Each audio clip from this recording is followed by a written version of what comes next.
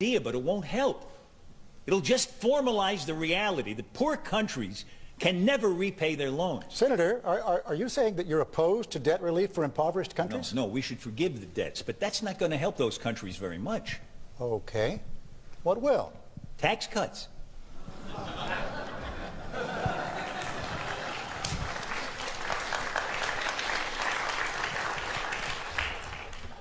Some African tax rates are the highest in the world.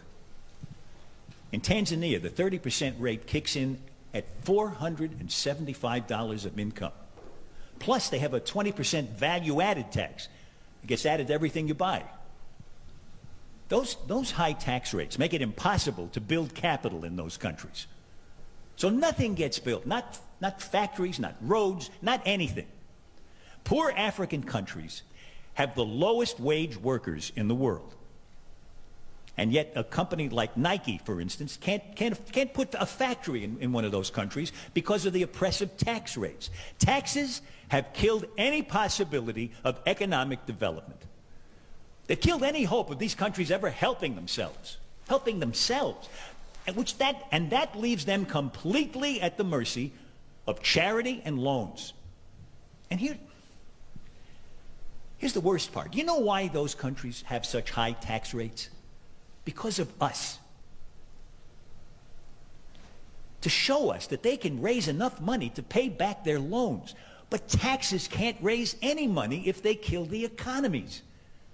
So it turns out that the tragic, unintended consequence of our good intentions toward Africa, our kindness, is that we have encouraged those countries to lock themselves into a gruesome economic depression. If we don't urge those countries to cut their tax rates, they will never grow their economies. People will live lifetimes of unemployment.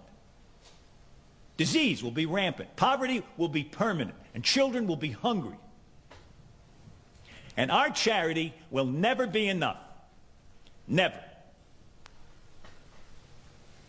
Yeah, because there is a policy of the American government.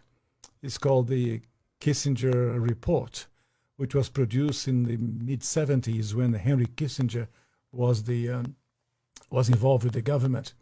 And it explicitly states, which to this day, it remains the official policy of the American government. It has not changed. It may not be implemented by Trump, but it remains the same.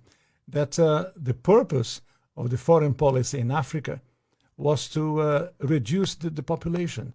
So to give aid to countries in Africa, not clean water and schooling and things like that, but contraception and abortion, in order to shrink the population of Africa, because they have great mineral resources there. That sounds diabolical. Yes.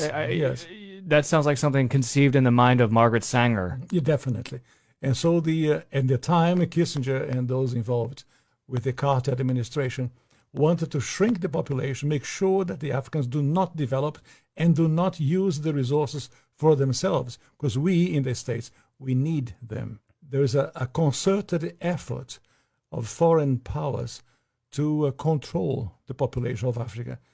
Africa is a huge continent, could feed thousands more people, but the policies of the West, especially in Europe. For example, between 1990 and the year 2000, the United States, Canada, and Europe contributed about $6 billion in contraceptives, not to help the people, not to give clean water, clean food. That is not to fight malaria, for example. No, of course, perish the thought, never. Yeah. Let them die. That's the whole idea. So in our work in HLI, we denounced this reality to make the Africans aware that they have to defend themselves against the influence of foreign powers. Is it just the United States, or do you believe that China is also playing a role in jockeying for the resources of Africa? China is playing a major role because China is buying property in Africa. For example, in Mozambique, which is a Portuguese-speaking language country, when Portugal was in charge of Mozambique, they used to export rice. Now they are importing rice from China because they cannot produce. The socialism has wrecked the production of rice. and the Chinese come and buy farms. So about almost a third of Mozambique belongs to China.